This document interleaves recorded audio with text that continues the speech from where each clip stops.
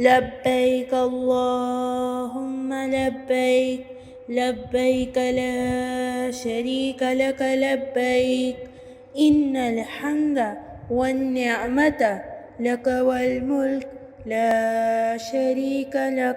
Assalamu'alaikum warahmatullahi wabarakatuh. Brothers and sisters, myself Sharon Ahmed Ali Plasterwala here from Nemat Islam welcomes you to the series of Hajj.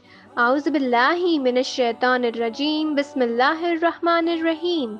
Eidul Adha is upon us. People have already started buying sacrificial animals, ordering and buying clothes, stitching clothes, and decorating homes, and so on. However, performing Qurbani and wearing clothes isn't all that has to be done in order to celebrate Eidul Adha. There are a number of other formalities that also go on with this day. Some of these activities are extremely important, so much so that they are regarded as Sunnah, acts that Prophet Muhammad, peace be upon him, willingly performed himself. In today's video, we will look at some of the Sunnah formalities of Eidul Adha, which every Muslims are encouraged to adopt them on this day, as it will enhance the celebrations of the day. First, pray Fajr prayer. Fajr prayer is one of 5 prayers that are farz on every Muslim every day. Prophet Muhammad, peace be upon him, used to wake up early in the morning to make preparations for the Fajr Salah and then perform it. Even we should do this too. Second, take ghusl for Salat al-Eid, Eid Salah that is.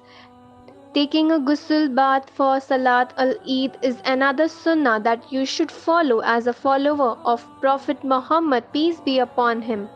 Not only is hygiene important, but it also makes the prayer gathering and family festivities as pleasant affair.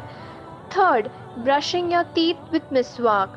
Miswak is used for brushing teeth. It has become more of a personal preference. Some people use it whilst others don't. However, brushing with miswak has numerous benefits, one of them being keeping the teeth white. Miswak is easily available on various stalls during Eidul Adha, so finding it isn't too difficult. Fourth would be dress up for Eid occasion. Eid is an occasion to dress up nicely. Muslims tend to celebrate Eid wearing clean clothes. This isn't just a sunnah but a requirement as well for the days of Eidul Adha. Fifth, use attar.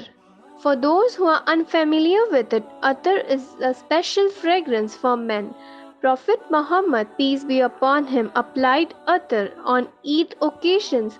Using attar, non-alcoholic perfume, is a sunnah and is also highly recommended for men as it creates a pleasant aura. Sixth would be perform Salat al-Eid. It's not Eid without the proper prayers, and Salat al-Eid shouldn't be skipped. Once Salat al-Eid has been completed, all Muslims can begin the Qurbani ritual and then continue to distribute the meat accordingly in 3 equal sections, one for themselves, one for their neighbors, and one for the poor.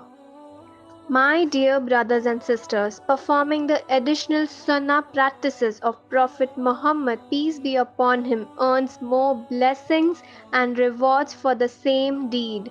Being followers of Islamic faith, it is spiritually a good idea to incorporate sunnah practice into our daily lives, especially when it comes to Eid celebrations and festivities.